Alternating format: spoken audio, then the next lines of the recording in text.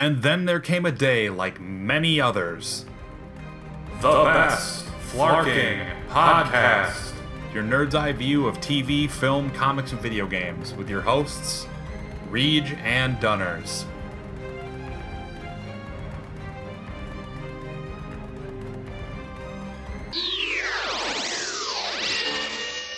Hello and welcome back. It is time for another episode of the Best Flarking Podcast. I'm Dunners to some, and with me, as always, is the immortal Reed. Reed, how you doing?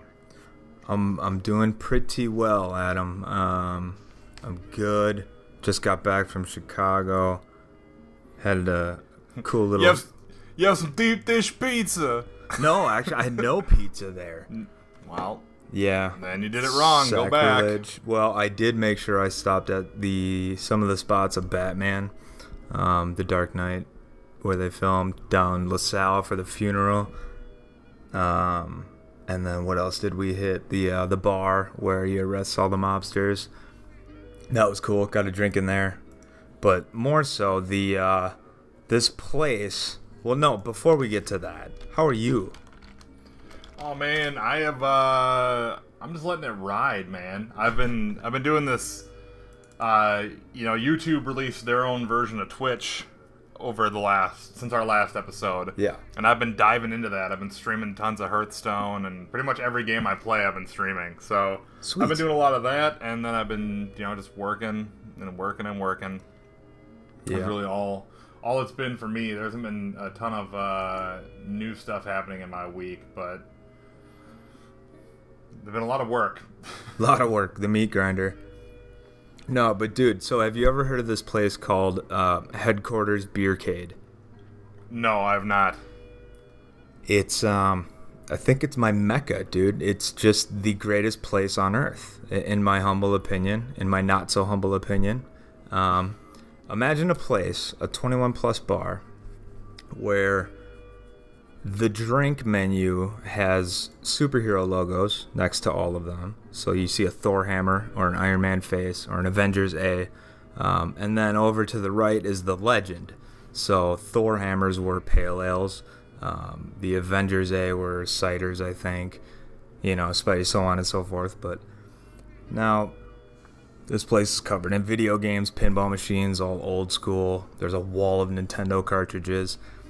And I'm like, where's the change machine? Where's the ATM? I gotta, let's go. It's time. It is time. And look to the bartender. Hey, where's the ATM? Can I get some change? He looks at me. He goes, dude, all the games are free.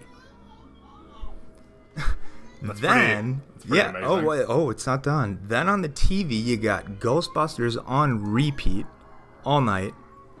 And then old WWF on the other TV all night. Sounds good. It's amazing.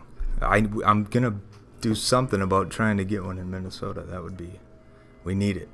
So check it out if you can find one ever. Anybody listening, all of you.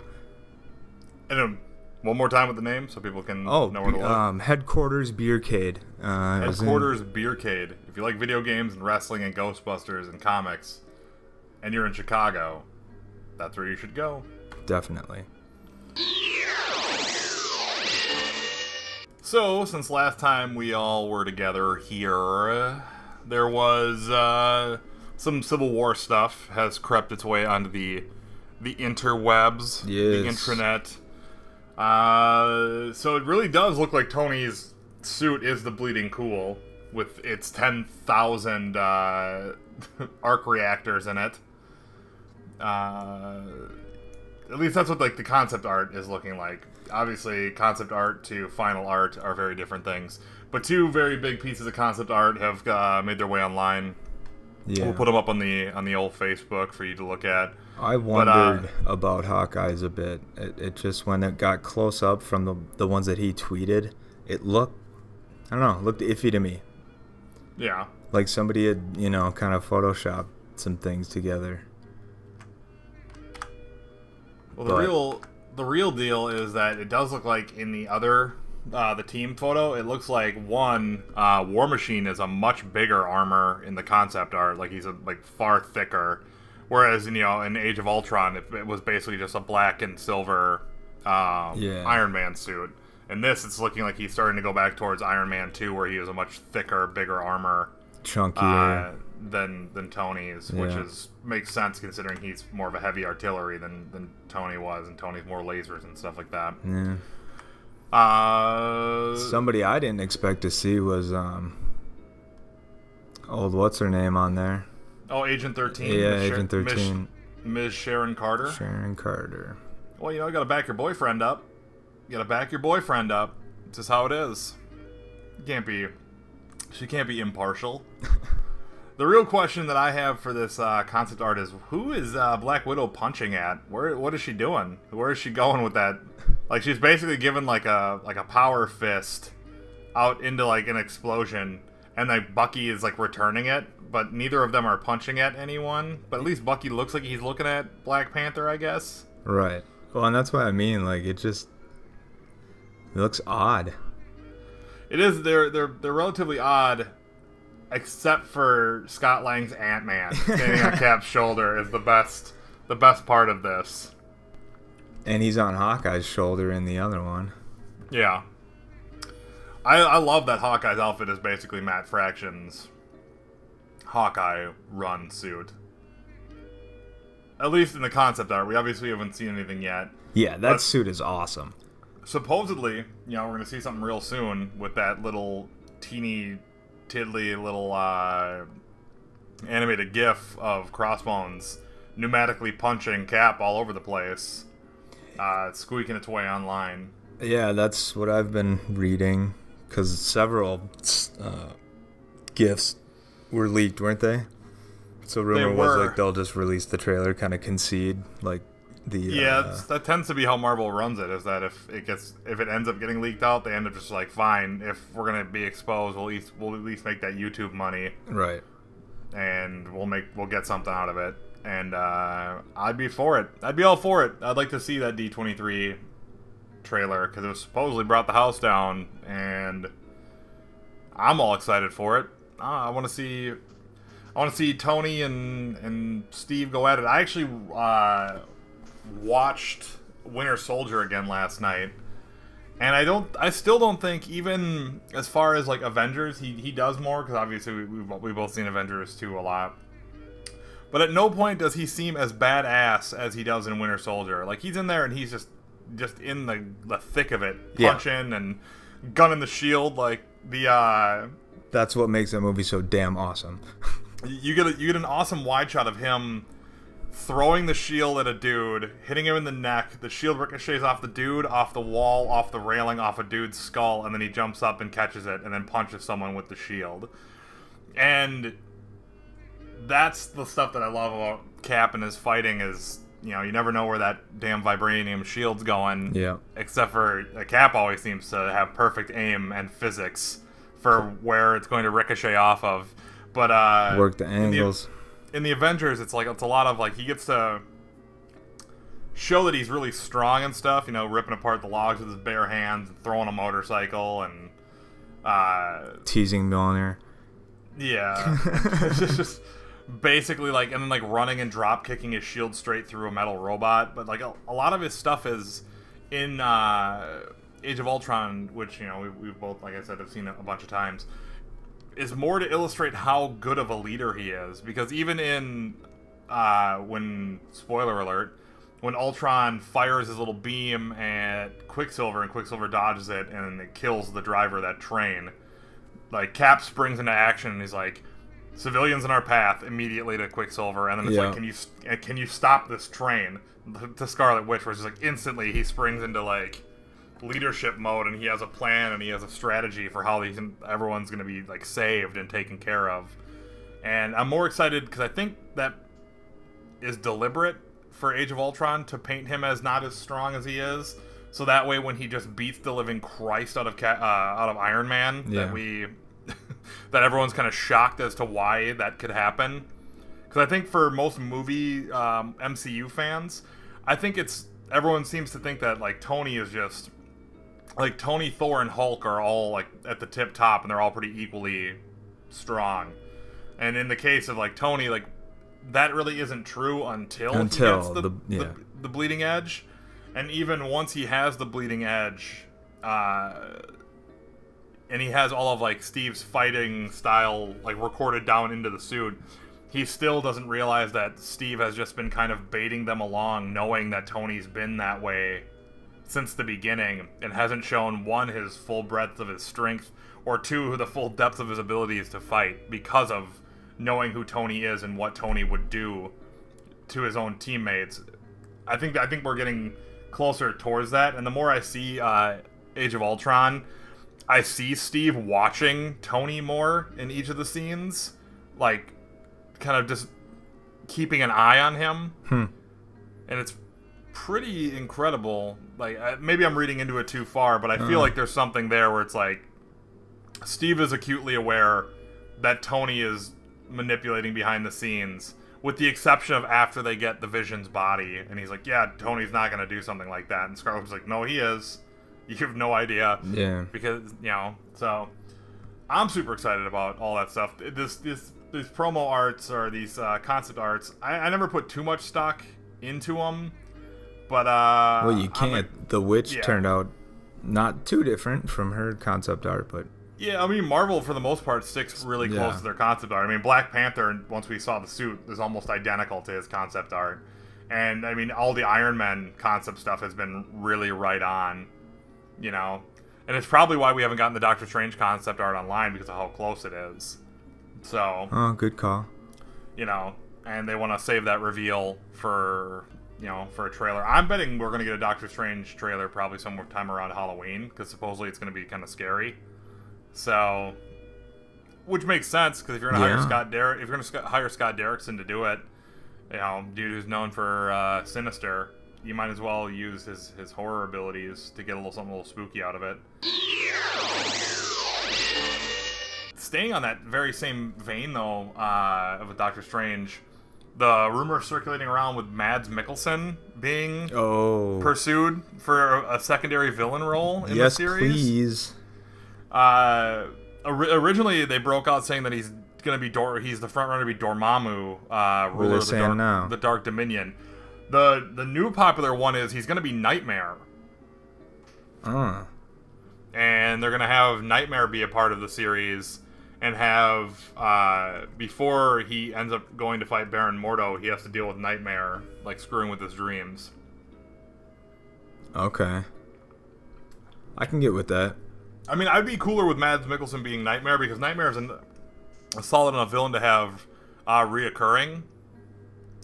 There also is a couple of rumors that he's going to play Mephisto, and that after Infinity War wraps, Mephisto is the villain that's going to take over in Phase 4 as the big dog. And that we're going to see Thanos fall and potentially die and end up in Mephisto's realm. And Mephisto promising to bring him back to life, but first he gets a crack at the living universe first. Interesting. Well, I mean, it's if you're gonna... Arguably, the only way you could go bigger than Thanos is Mephisto, when it comes down to it, because he's the devil, basically. He's Marvel's devil. So, and after the critical acclaim that Mads has had for Hannibal, it would make sense. Huge rabid fan base.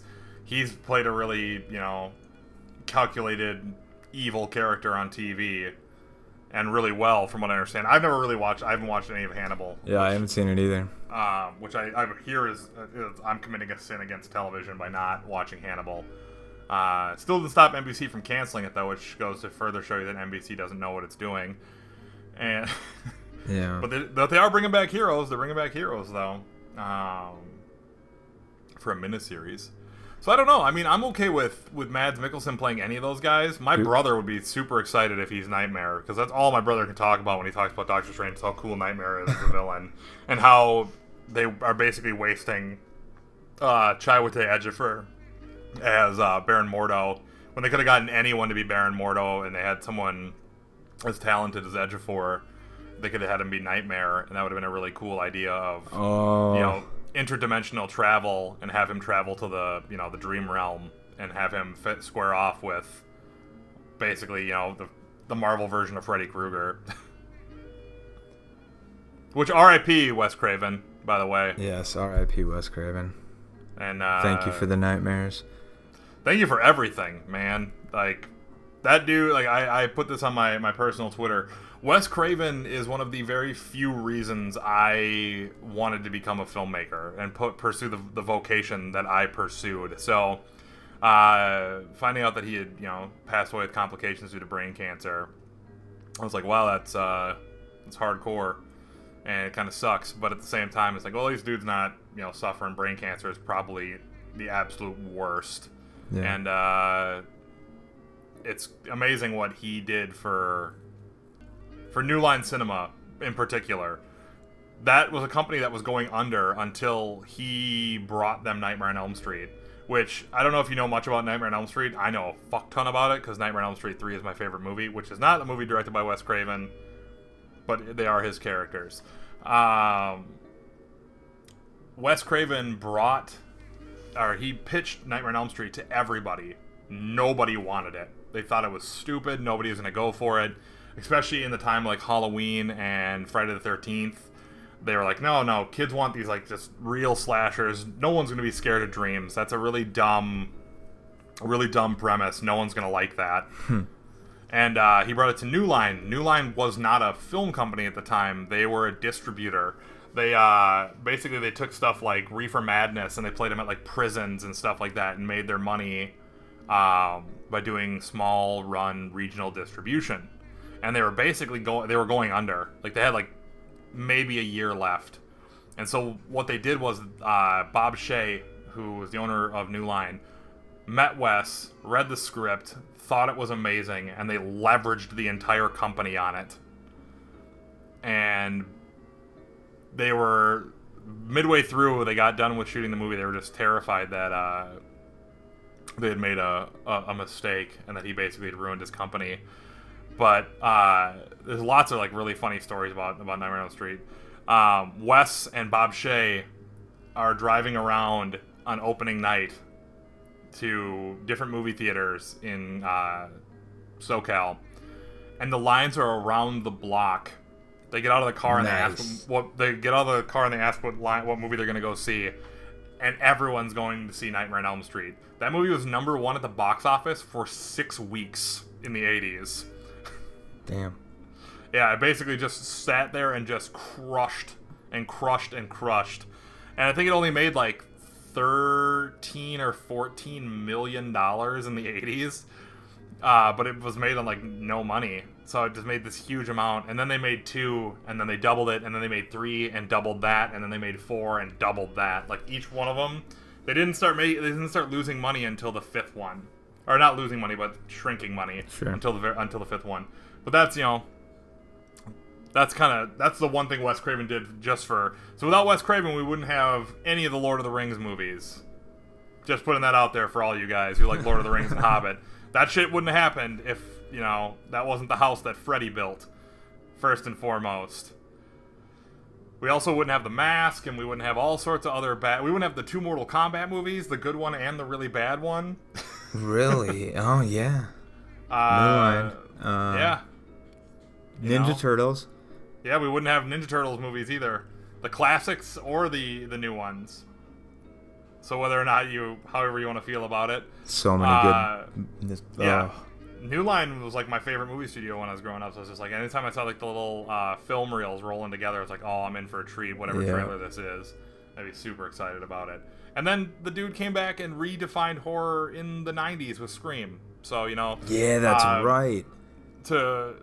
And then he did it again with Scream 4. I thought Scream 4 was fucking incredible. As a social commentary on the idea of where younger people are at with their social media and being obsessed with having fans and people follow them, Scream 4, like, nails that pulse again. Like, the dude was pretty much a consummate horror meister. He's one of the best of all time.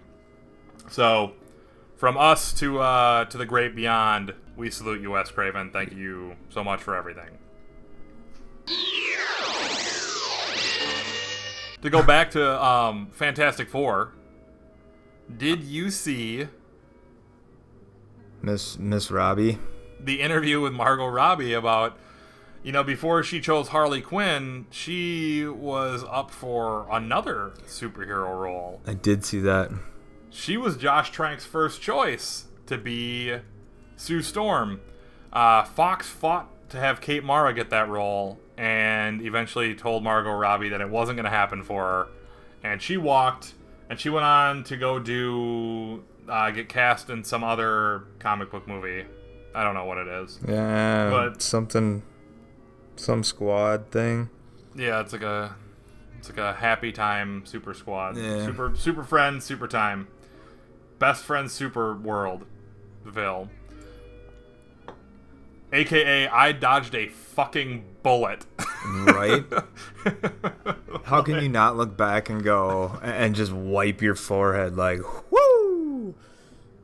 Yikes. In her interview, she tries to be so civil about it and diplomatic. And it's just like, yeah, I haven't seen the picture, but, I hear good things. I hear Kate Mara did a really good job, and it sounded like it might have been a really neat thing for me to do, but, I ended up having to go do something else. It's like, you know in your mind that everyone hates this movie. You don't know. You silly Margot Robbie, you. No, you go ahead. Okay. Well, back to I'm always driving. Yeah. Well, back to Civil War. We got word that, we won't get the Iron Spider suit, unfortunately. I didn't really believe that we were going to in the first place, but good. Tony will be giving Peter an upgrade in the form of web shooters. And the promise of more real hero-ready suits is what I saw as the buzzword, is that he's going to give him more hero-ready suits later. Whatever that means. I think that's the allusion to the Iron Spider that got everyone all jacked up. But I don't think that's ever going to come to fruition, just because once Peter sees what Tony's about, he's like, I'm out of here. Right. And then he goes back to, I wonder if he'll do that in the movie, given that he doesn't have the catalyst of the suit, and it's not really the suit, but that kind of helped make him stick around. Well, they're obviously gonna have to fiddle around with a lot of it. And I think the big thing is that they're gonna aim for the ideal that Peter idolizes Tony, because he's a genius. Like, Peter's a genius. Right. He builds stuff. He wants to be a superhero. He has powers. And Iron Man's the closest thing for him to relate to. And I think that's the angle that's going to be built on when it comes down to it, is hero worship. And then I think the moment's going to be that he finds out his hero isn't as great as he may have built him up to be. And he's slowly but surely going to see that, Tony is not the guy he should be following, and that, Steve Rogers was the one from the beginning that if you're going to side with somebody, you should have sided with him. Right.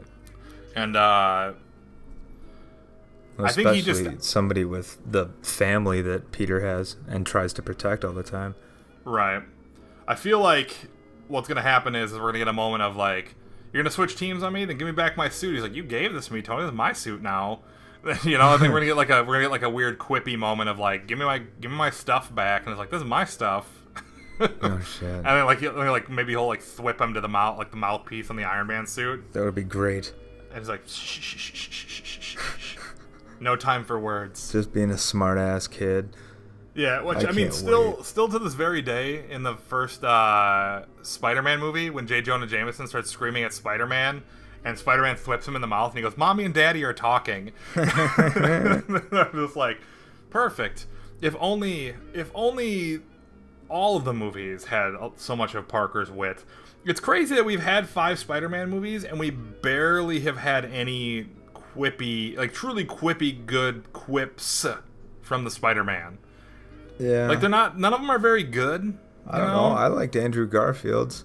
No, I liked Andrew Garfield a lot as Peter and Spider-Man 2, but I still don't think that even those movies got all the way to where it was supposed to be. So I think the most amazing Spider-Man thing that Andrew Garfield did was in the very first Amazing Spider-Man, and it's just like, somebody's been a very bad lizard. It's like the most Spider-Man-y he got. I don't know. I like when he was putting the guy up against the wall and just like, oh yeah, oh, this is too easy. Just He looks back like, oh shit. This isn't funny. Yeah, it's kind of funny. Right. Or they're like, oh no, not tiny knives. My only weakness, tiny little knives. And then the backflip kicks it out of his hand. Are you the police? Do I look like the police? He's like, if you're gonna steal cars, you shouldn't dress up like a car thief. Yeah, I guess, Andrew Garfield did have a few more of them, but those are all from the Amazing Spider-Man 1. Where are the quips in Spider-Man 2? Yeah, well, 2 was a shit show. It was not very good. Of course, I did work on part 2, though. So that's always nice to know that that's in my IMDb list of things that I worked on. There you go. I actually, me and Mark Webb ended up BSing for like a really long time on one of his studio visits. Oh, cool. Because he's from Wisconsin, so I decided to talk shit to him the whole time that he was in the studio.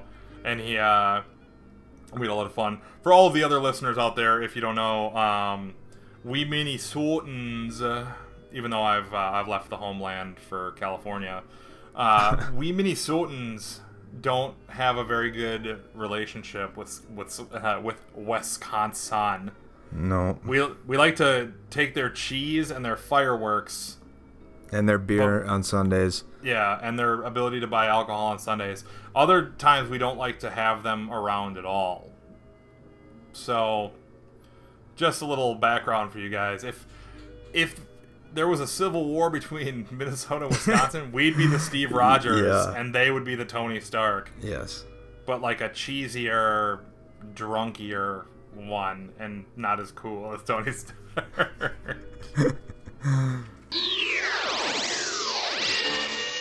Now, man, if there was like an event, like I'm surprised. Is there like a B level, C level? Someone let me know about this in like the comments or something. But if there's like a B level, C level, like American Tall Tales, like Paul Bunyan and fucking. Oh, I saw something on the back of an Image comic lately. Head chopper, no, something about lopping off heads. Head lopper, lopping head. I don't know. Giant Viking dude though, with just heads. Well, I want like a Paul Bunyan, like was it John Henry? Like those great like American tales, like John Henry built a railroad faster than a train, but like in Avengers of those, like Paul Bunyan and fucking John Henry, and I don't really know very many other tall tales of the American history, but the one that Patrick Swayze played in that Disney movie Tall Tales, whatever he was, the dude who last was a tornado and rides it. That's his tall tale, and I don't know who that is. Is that Wild Bill Hickok? I don't know. We'll just say it is Abe Lincoln, Zombie Slayer or Zombie Killer. But there's also Abe Lincoln Vampire Hunter, which is amazing. That one. That's the one. Yeah. Yeah, Abe Lincoln Vampire Hunter is a really good book. I don't know what the movie though. That was fun. Donald Trump, poor people slayer. I need that. Robert Rodriguez. Where are you on that? That's a movie. There's a lot. Have you seen the vines about fucking Donald Trump that have been going around? There's a thing called Actual GOP on Vine, and they take these Donald Trump speech things and they edit them out of context. And they took one from when he's talking about Anthony Weiner, and they just made an amazing 6-second Vine out of it. And it's just like, I love my wiener. No one loves my wiener as much as I do. And it's just like perfect. Damn. Fucking, I'm a child. He said wiener twice. I'm gonna laugh. That's how I like to do it, though. That's my deal. No one loves my wiener as much as I do. Like, I just think, I'll just leave. I'll go. I'll pack up my things and leave right now. I'll get out of here.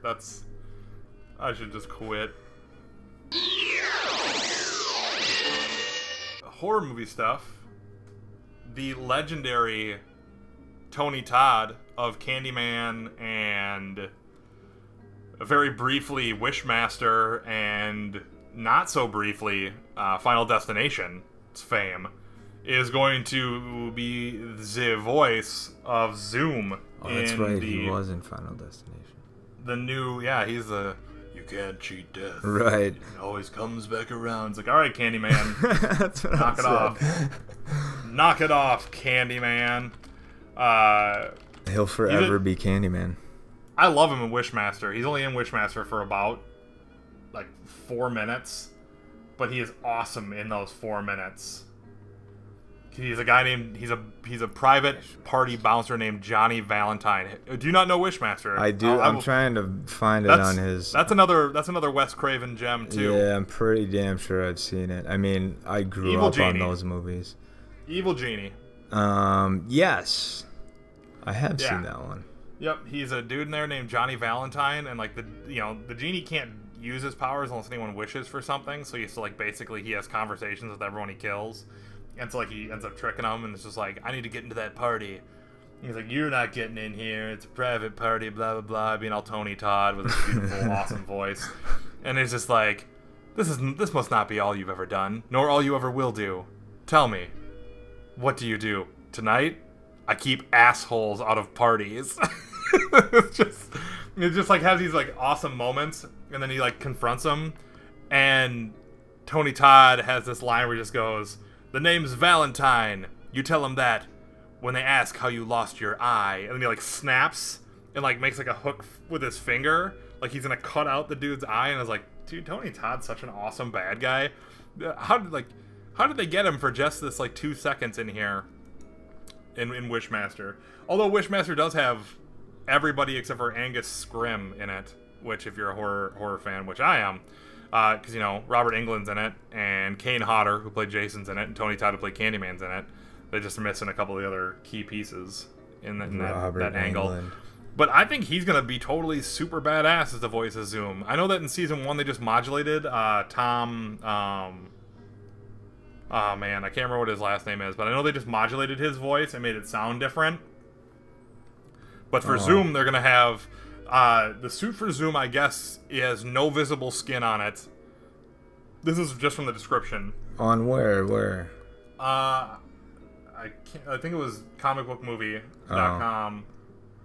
That's where I saw it. I only got the, what was on IO9. But that was about something else. That was the Paradox.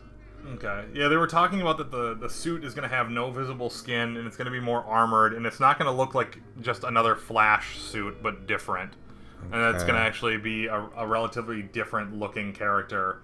And that by not having a mouthpiece on it, it allows Tony Todd to really get in there and do all the talking and not have to, like, have him vibrating so you can't see what he looks like. So this will be an all CG character? I don't think so. I think it's just going to be somebody in the suit and we don't see their mouth move. And we're going to do... I get it. Imposed audio over the top. Much like how they did Bane. Much like how that Tom Hardy do Bane. The Bane voice. I'm clearly not talking in this scene, but I will do the voiceover, and they will ADR it in later. No, you must get the hands over the mouth and then talk. Oh, yeah. When it first came out and I'd first seen it, I could do a really good Bane. Lizzo used to call me all the time asking me just to do Bane voice. Just to do it. To her. I get a call, it's like, Don, do a Bane voice for me real quick. I'm like, man, Liz, I'm at work. I can't be doing Bane voice right now. It's like, just do one. And it's just like, the fire rises. And just do it like that. I'm like, all right, that'll have to do. That'll have to do for right now. People are like, are you Bane voicing to someone on the phone? I'm like, you mind your business. You stay over there. You mind your business. So, Zoom still, is that not... Did we not already have Reverse Flash? Because is that not Reverse Flash? Eobard Thawne, is supposed to be Reverse Flash and Professor Zoom, but there's also this whole idea that Zoom is going to be somebody else. Right. From a different Earth. So, I'm wondering if Jay Garrick's Earth is going to have old Zoomy Zoom, and... he's going to follow Barry back home, is the question. But Earth 2 is supposed to feature really prominently in this season of The Flash, so... And that's Garrick's Earth. Yes, that's Jay Garrick's Earth. It also is the Earth with Killer Frost. What's her name? From Star Labs. I can't remember what the actress's name is. Like Caitlin something. But she's the one who's dating Firestorm in the show.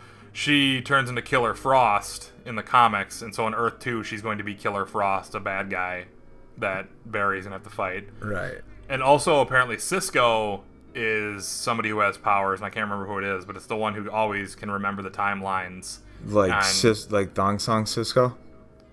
whoever, like Cisco, the other member of Star Labs, the other guy on Barry's team. Oh, dog! who I helps thought him you were build- talking about like somebody else. That the old Like R&B Thong- singer. like- Yeah, yeah, like I was Thong like, Song this Cisco? guy's acting? No, please. How on that show? No.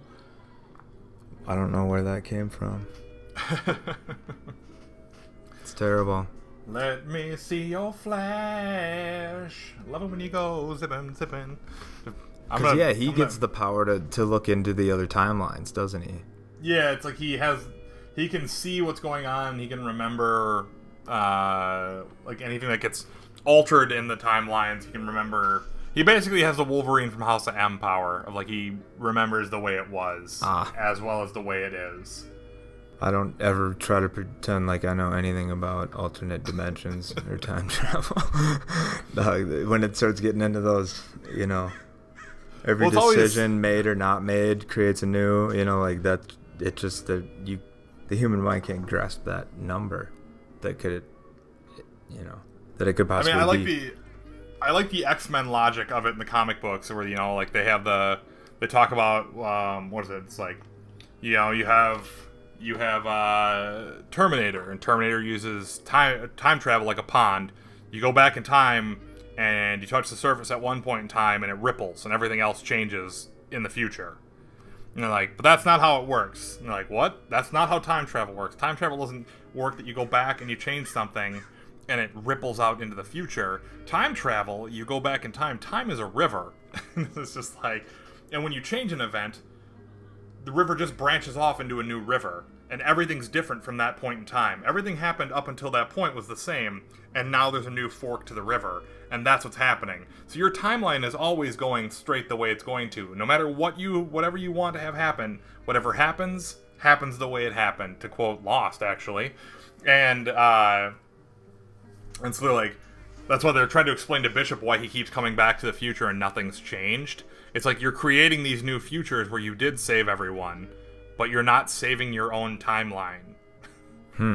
It's like you're never going to save the one you're from. It's just not how it works, because what happened in the timeline you're from happened. And Apocalypse killed everyone and he rules the planet in this timeline. That's just how it works. It's never gonna change. So, which is a really neat wrinkle, because then when you look at, Secret Wars is happening now, all of the worlds are folding in on each other. Right. And so all this like weird stuff where people are getting merged in and eaten up and kind of spun out and turned back into, different versions of themselves. So, I mean, that's always a neat little thing. I feel like you'll probably handle time travel much better after Secret Wars is over. Yeah, that's true. But we don't have to worry about time travel or alternate dimensions, because supposedly there's only going to be one at the end of all of this. So One can there'll be a only light. hope.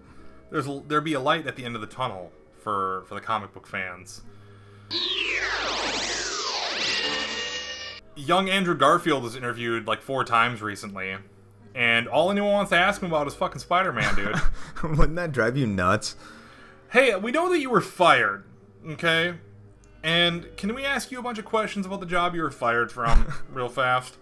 And he's been really good about talking about all that stuff. Yeah. At least to me, he's been really, really good in those interviews. Talking about the expectations of the studios and having a very candid, amazing response to being asked why he thought their Spider-Man movies failed. And I don't know if you read this, but he was like, well, we wanted 30-something-year-old comic book fans to love it, and we wanted 11-year-old girls to love it, and we wanted transgender people in San Francisco to love it, and we wanted racist bigots in Middle America to like it. It's like we wanted everyone to like our movie, and when you try to make a movie like that, you more than often don't please anybody.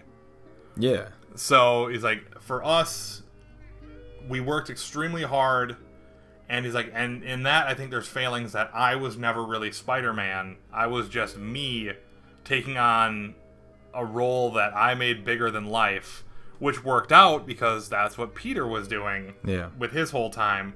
And he's like, I don't really ever feel that I was truly Spider-Man in either of the movies I was in, But it does bum me out a lot that I pushed to work with Marvel from the beginning. I said we should have done a Marvel team-up from the very first movie that we'd ever signed on to do. But I am very excited to be able to be a fan again and get to go sit down in the theater and watch a Marvel-made Spider-Man movie, because we'll see the first truly excellent Spider-Man movie. Which is, I think, is a pretty badass thing to say. Well composed. You know, it's a pretty badass thing to say as an actor, too. Yeah. It's like, I mean, there's a nice jab at Sony in there. Then there's also a nice, like, hey, great job, Marvel. Yeah. And a lot of people are clamoring around saying, like, dude, he was great as Peter Parker. He's a great actor. It's like, why don't we find him a fucking role in the MCU? Why can't he be a different superhero in the MCU? You know, it's like, why? Like, they're like, he deserves a better Marvel experience than what happened to him on Amazing Spider-Man 2. He does. I wonder who they could put. Yeah. He could be young Nova. I mean, he's not that young anymore, but if you want to make him a younger Nova, you can make him young Nova. You could, he could be Sunspot. But that's he's a mutant. He's a mutant, right? Who was running? Yeah. Who was with Sunspot? Who's his buddy? Damn it. Cannibal. No. Yes. Also a mutant, though. Can't use him. Yeah. Damn. Who do you guys? You know what? We're not. We're not gonna do this. You and I aren't gonna do You this. guys We're gonna tell us. We're making them do it. They're gonna do it. You tell us. Go to the Facebook. We'll post up a thing of like, who do you think Andrew Garfield? We'll make like a little comment thing. You guys know how Facebook works. You guys are on there like 10 times a day. We're gonna go on there. We're gonna put up a little thing that says, who do you think Andrew Garfield should play in the MCU if he's given the opportunity to play somebody else? My vote right now, because it just came to me as I finished that sentence. Yeah. He should be Mark Spector. Let's have him be the fucking Moon Knight. Whoa. Whoa. I don't see why not. Schizophrenic, yeah. Well, what is it? Dissociative disorder. Like, Yeah.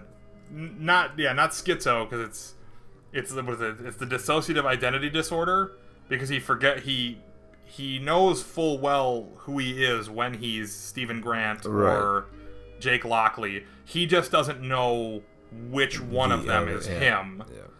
You know, and he doesn't remember what the other ones know. And I guess they, last year, at the end of Ellis's run on it, they explained that the reason that it's like that is not because he has DID, but because Khonshu, the Egyptian moon god who's possessing him, has 4 aspects to his personality. And those 4 aspects have to be held within one person's brain, and it's causing the brain to fracture. And he is having brain damage, and he can't compartmentalize the identities. Yeah, so they're basically they're all running wild in his head on his own. Yeah, because he dresses up different for every one of them when he turns into Moon Knight.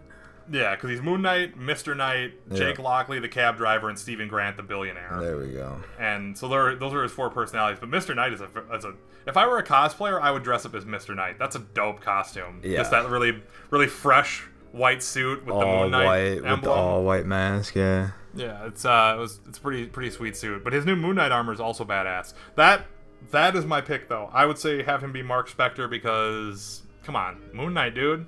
Yeah. Or if he could bulk up, which I don't think he can, he could be Tony Masters in something. I'd cast him as Tony Masters in my Taskmaster movie. I'd do it. He's just not big enough yet. But Marvel's been known to beef up some people, so I mean they made Robert Downey Jr. a little buff guy. So that'd be a hell of a beef up. Yeah, it'd have to be like 25, 30 pounds. You know, the real bummer is that they got Frank Grillo to play Crossbones when he's born to play Taskmaster. Oh, don't say that. That's the real bummer, isn't it? Is that Frank Grillo's Taskmaster instead of... No, man, that's that whole ignorance is bliss. I never thought that until now, and now I just have utter disappointment. I mean, they even had the ins and everything. Taskmaster could have been right there from the beginning, training the S.H.I.E.L.D. soldiers how to fight and everything. Right. They could have... Opportunity missed. Man. Oh, poor us in our hindsight. He did great as Crossbones, though. He elevated... I mean, and we're going to see him elevate Crossbones from being, well, Crossbones into being a villain that can actually beat up Captain America, not just shoot him from hundreds of yards away. Who can, throw down.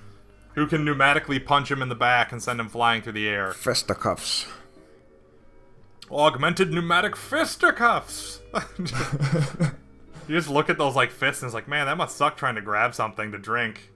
If he's thirsty midway through the fight and it's just like just like fucking smashing Clock anything. yourself in the face. Why do I have these? Why did I make these? Terrible. Again, just a quick reminder before we switch off.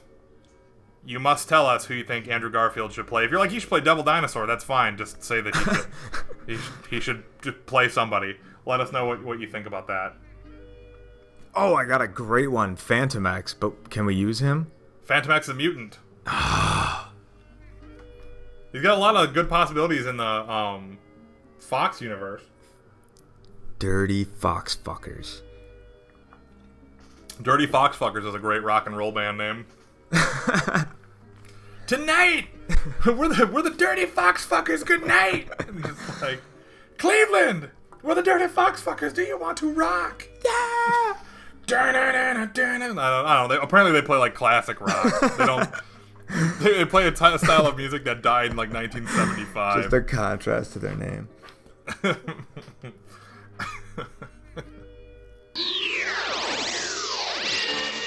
Reej, tell me about this Luke Cage synopsis that's floating around the internet. Yeah, we got that this week.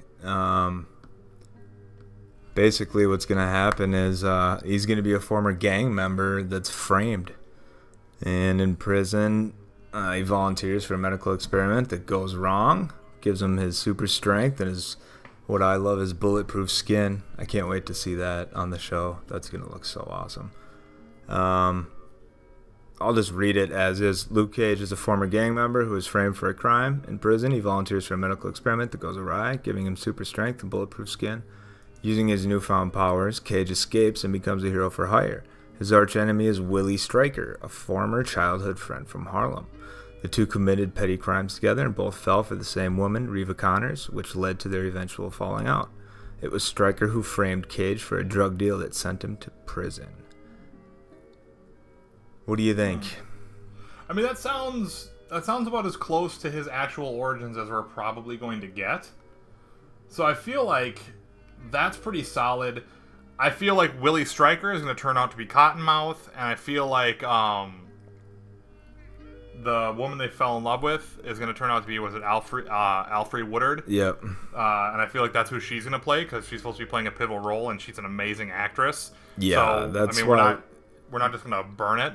Right. And also, from what I understand, Luke Cage's story is a before and after is his series. He starts off with powers, and we jump back and forth between before he had powers and when he does have powers.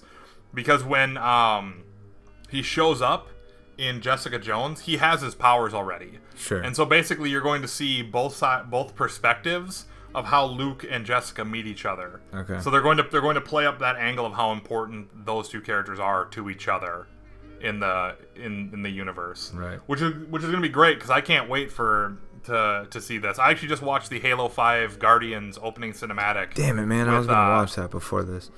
And you get to see a nice CG rendered version of Mike Coulter, who plays Locke, who is Luke Cage. You also get to see Nathan Fillion as Buck, who's now a Spartan. Yes. Which is pretty neat. So, getting to see Mike Coulter and Nathan Fillion together is pretty rad. I'm surprised that Nathan Fillion has only had his one cameo in a Marvel movie thus far, and that is, as the big blue alien in Guardians. Groot had his way with. Yeah, I'm surprised he hasn't actually gotten a turn to be someone or something. Like, he would be perfect as a Nova. Yes. He'd be great as a Nova with that kind of flippant, charming, smarmy douchebag thing that Fillion can do. Yeah, he's Richard Rider. You think he should be Nova? I mean, he's big enough. He's got the right look. I always thought he'd be a great Green Lantern, which is funny because he voiced him in a bunch of the animated cartoons. Right. But he would have been great. A buddy of mine thinks David Boreanaz would have been a great Green Lantern, and I can see it, but I can't see it now because obviously David Boreanaz is old now. I want John Thomas Green Lantern. You want? Or I thought you for a second. I thought you said I want Dave Thomas as the Green Lantern, and I didn't know if you were joking. Wasn't it John Thomas? No. Jonathan Taylor Thomas from Home Improvement. Not the actor, the the other Green Lantern. Well, the Green Lanterns that John there's Stewart. lots of them. My bad. Yeah, John Stewart, because it's like that's the that would be the Black Green Lantern. Yeah, and then there was who the Rock should have played. And See, this is why I need to brush up on it, and this is why DC needs to get their shit in order with their graphic novels. If you're listening, please start putting your events in order. If DC had balls, they'd make Jack Black Guy Gardner. Yes. You know? And make him like the Tropic Thunder version of Jack Black, where he's just this complete asshole. Yes. And it's like, wait, the Ring chose this guy? And let it run with that. But yeah, no, dude, when you first said John Thomas, I thought you said Dave Thomas, the founder of Wendy's, and I didn't know if you were like fucking with me or not. And I was like, I guess I could imagine the dude who's like, yeah, you know, I'm Dave Thomas. Come try my spicy chicken sandwich. If not, I'll make a fist come over your house and crush it. Just like, oh my god, Dave Thomas isn't using his powers for good. Chill, Dave. You see him turn to a Yellow Lantern. It's like, my god, Dave Thomas, the Yellow Lantern. I mean, right there, that's a Photoshop that I would like to outsource to the listeners. If you're a Photoshoppy person, like, you know, Region IR, and you want to make a Dave Thomas as a green or a Yellow Lantern, please submit to us at the Facebook page, because I would like to see some. I might go ahead and make one. While we're talking about making stuff, I do have to apologize. We didn't do a superhero showdown this week. Like I said, I was swamped with work. We did get our Katwa out, and we have a badass one for Moon Knight, where you can hear me try and smash an entire origin story into 1 minute and 20 seconds, because for some reason I put an arbitrary time limit on them of 1 minute and 20 seconds, and I refuse to go outside of it. I don't know why, but you get to see me fight time in this week's Character of the Week. Which, Dunners against time. So I can brush on the Character of the Week stuff for us. The Character of the Week gets posted like all over the place now.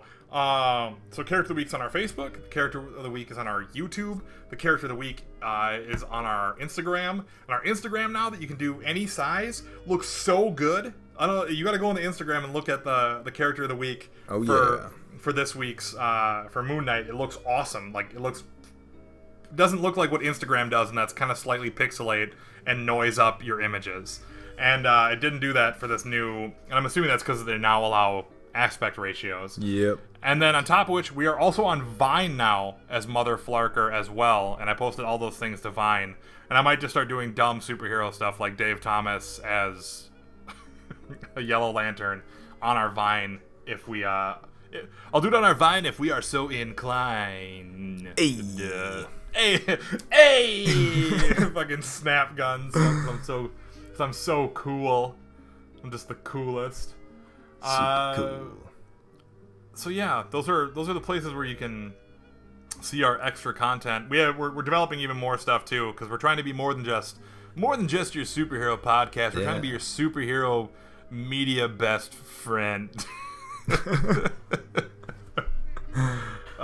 Speaking of not being best friends, Kevin Feige and I forget his Ike. No. I know his last name. It's Perlmutter, but that's quite the last name. They've hated each other for a long time. Perlmutter runs Marvel Comics. Kevin Feige runs the part that keeps Marvel an actual business, which is the movie studio. And they don't like each other. They never have. Apparently, their fights are legendary, so much so that they can't even be really in the same room together. In a classic Kevin Feige power play, he now reports directly to Disney's CEO and CFO. He no longer Marvel Studios as a movie studio no longer reports to the place where their source material comes from. They now exist in a realm outside of Marvel Comics, which is leading people to speculate that eventually Marvel Studios will take over running Marvel Comics too. Which I'm okay with. I'm fine with it. But at the same time, I don't feel like, I don't know anything about, because apparently these fights are super closed door, but Perlmutter's the dude who kept Marvel alive. Now, granted, he had a couple bonehead plays, i.e. sell X-Men, i.e. sell Spider-Man. Yeah. But at the same time, he basically did the Colossus move, dude. He did what must be done to save the world, as it were. And so he put on that Juggernaut helmet, and he sold the X-Men franchise, and he sold the Spider-Man franchise. Which, in the end, Spider-Man came home, and we're only one serious X-Men failure away from getting them back. Because after Fantastic Four, if old Ivan Ooze versus the X-Men fails, oh yeah, it could be time. But like I've said before, I don't mind if the X-Men never come back, because they as a story, like, their stories are so separate. Yeah. That they it's almost entirely different. They almost never impact the main MCU, and they've already triggered the Inhumans to replace them. So I'm not really worried about that. But I just wouldn't mind some more accurate storytelling. Yeah, I mean, if you're gonna put them out, I would love to see. I mean, the biggest one for me is I'd love to see the Wolverine be in the mix with the rest of the squad. Like, that's just, like, to see him as part of, if we have the new Avengers, I would like to have Wolverine be in it. Yeah. I feel like that would be awesome. Yeah.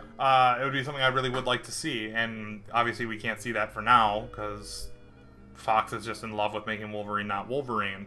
Well, if they were fucking smart, they would go after Deadpool and start introducing every character, and through this new X-Men. So do like Psylocke next, and then do Wolvie again.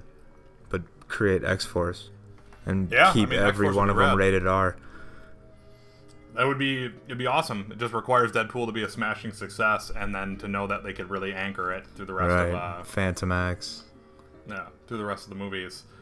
That would be rad, though. It would be really cool. I would be super into an X-Force, the Mutant Assassin League, as a thing that we get into. Doing the things that Scott was always too afraid to do. Well, up to a point. Yeah. Scott becomes a butthole later. Yeah, he does.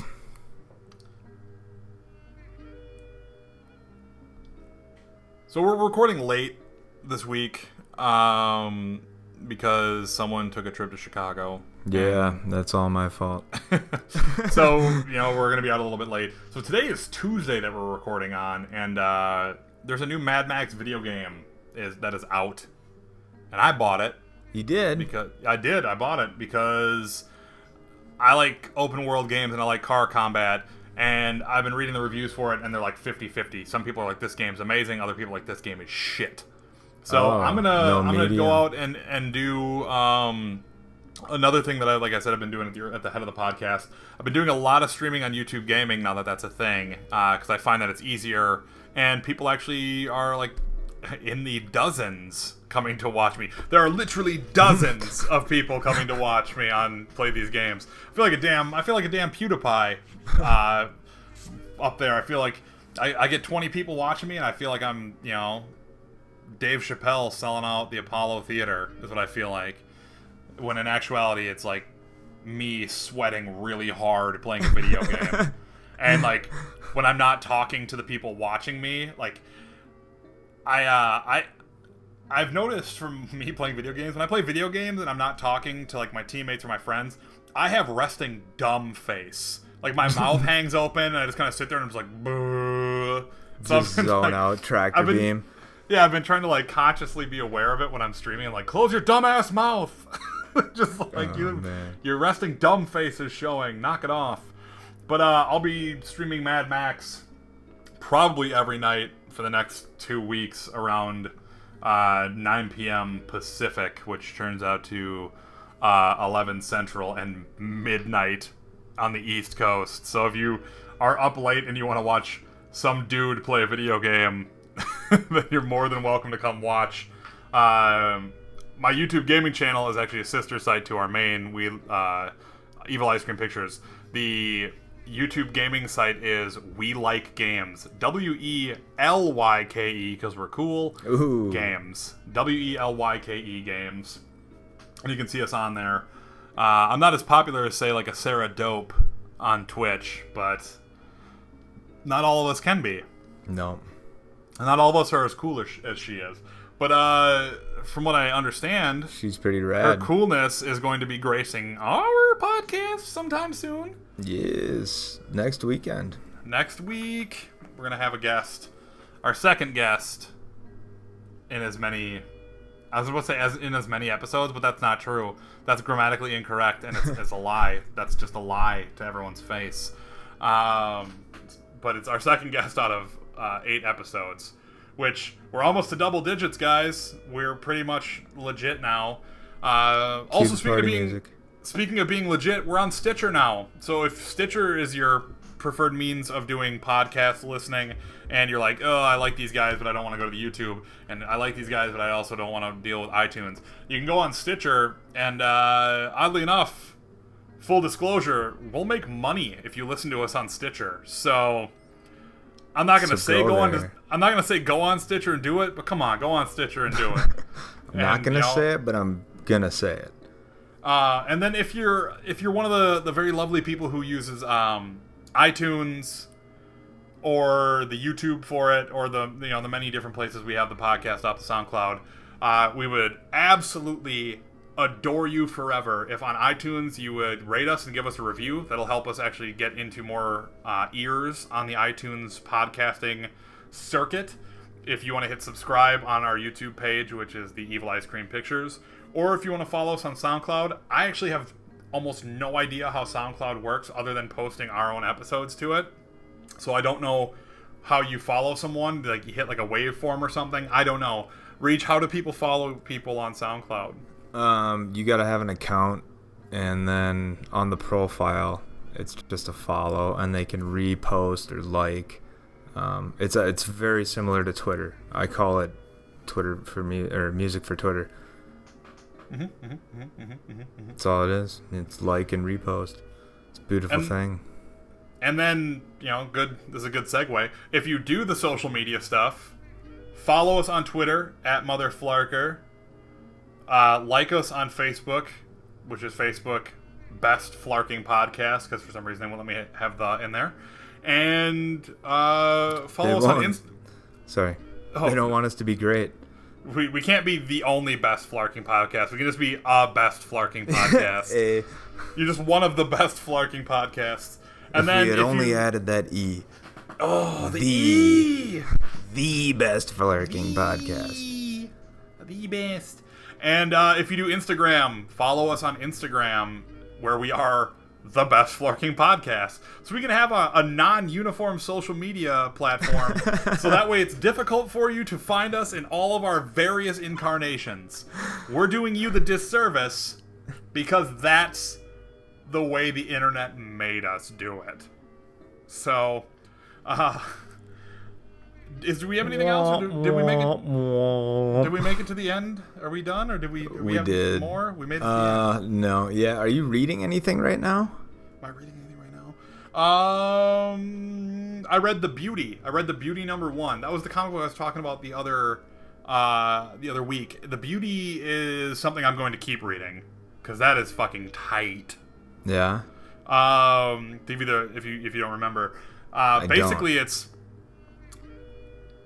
like a sexually transmitted disease just starts cropping up, and no one knows what it is or what it does. But at first they don't know.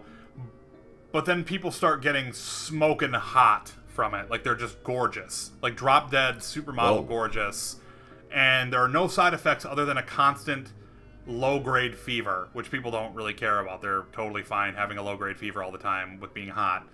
And so people go out and they seek out having sex with these people who are called beauties, which is what they call it. The disease is called the beauty.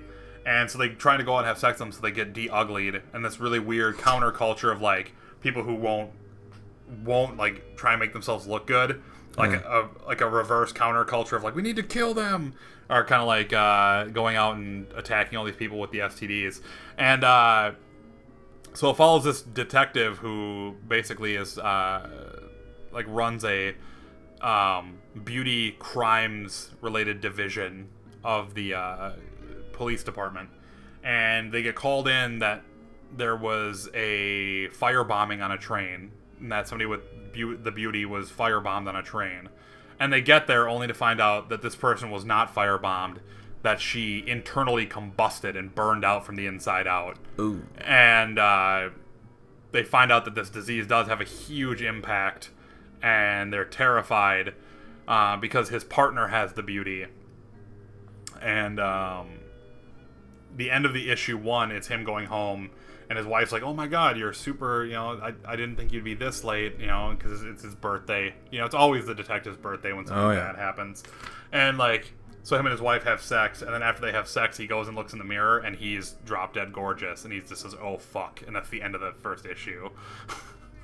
Wow. And so it's weird. You don't the mystery is I don't want to sound buzzwordy, but the mystery is skin deep in the beauty. And it was really awesome, and I can't wait for issue 2. That's really the only thing I've been reading. I've been trying to go through and read classic Deadpool. I've been trying to read the Circle Run again, which is the old miniseries. It's actually the very first Deadpool book I ever bought. I still have it in bagged and boarded at my parents' house. And so I was like, God, I want to go read the Circle Run again, because I remember it being awesome, and then I remember reading reviews saying that it was garbage, and I wanted to see if my childhood mind actually just made it super cool, because Deadpool has swords and stuff. Sure. So, but that's all I've been reading at the moment. What about you? I finished off Black Science, which was just awesome. Book 1, 2, and 3. That is so cool. Going into time travel stuff. They travel in a place called the Eververse. Everything is kind of like an onion. So as you get to the center of that onion, that's the one event, that's the one timeline that created all the others.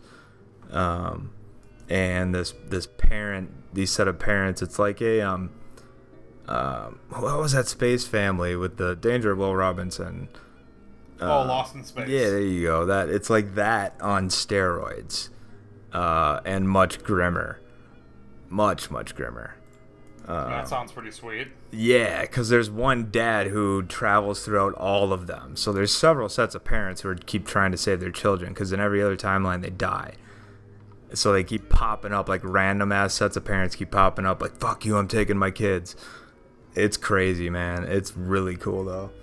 And then on the plane, I finished an Image run, a short little run. I didn't know it was going to be 4 issues, but I'm super glad I grabbed the 4 issues. But it'll be in a collected, I think this past week it came out. And that was Run, Love, Kill on Image. The covers are what caught my attention. And then reading the story, it was really, really cool action. The art was really cool. It was very well paced. But yeah, at the end of issue 4, the guy who was drawing it says that he's also working on a video game at the same time, and kind of unrealistic to be doing all of this at the same time, and it'll be a few months between now and the next issue, which was understandable. But I look forward to it. Well, and at least he's the honesty of it all, of hey, look, there's no way I get this done in super fast order, so as long as you can bear with me, yeah, I'll have new stuff for you. It just won't be as fast as you probably like. Yeah, but yeah, it's really cool. The art was what caught me, and those covers are just super rad. Nice. Well, if there's any interest in reading any of those stuff that we talked about, feel free to check those out, and we can discuss those in any of our various social media forums, or we can recap them again on the show too if we wanted to. Yes. So with that though, I think now did we do it? Did we make it? Did we make it to the end of another glorious episode? We did. Well, awesome. I don't really need to recap where they can listen to us and stuff, because I did that 2 minutes ago, so we don't have to do that. With that, I guess we can just say, I've been Dunners to Some this whole time. And I am Reed Richards. And we are the best Flarking Podcast.